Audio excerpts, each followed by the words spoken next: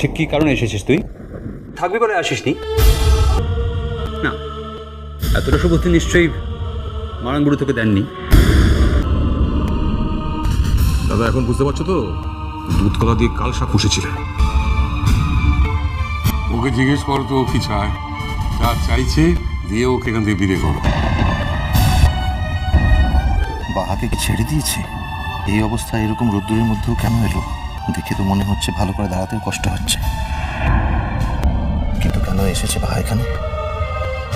ও কি ওর ভুল বুঝতে পেরেছে, ওর কাছে ফিরে এসেছে?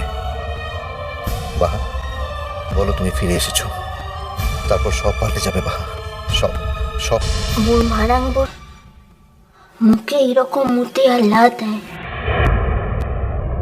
যে মোর ফির এখানটাই মাথাটো হেড করে থাকতে টানছে।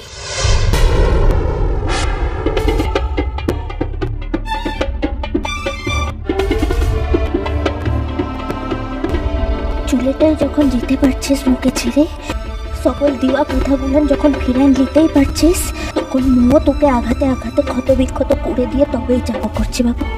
মতলব নিয়ে বাড়িতে এসে জানতে পারি? সঙ্গে তো আমার স্বামীর হিসাব নিকাশ চোখে মুখে গেছে। এখন কি চাই?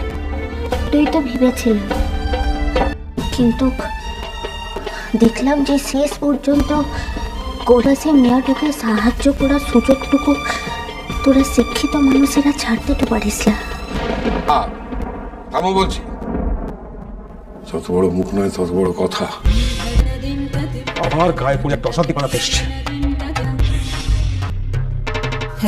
তার ছেলেটা তো বাড়ি ছেড়ে চলে যাচ্ছে, তুই একটু শান্তি দিবি না যাবার সময়?